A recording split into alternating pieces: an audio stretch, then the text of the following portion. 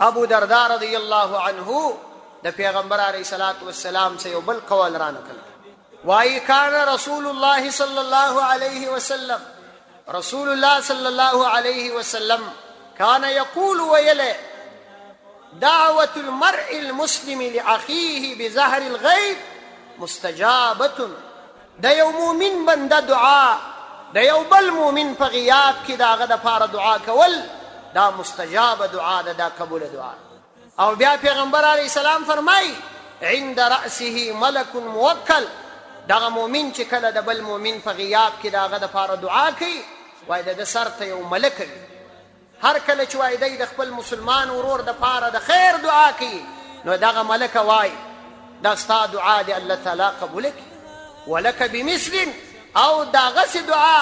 الله عز وجل وای ستا د پاره هم ده لکه تا چې د خپل مسلمان ورور د پاره غوښتل.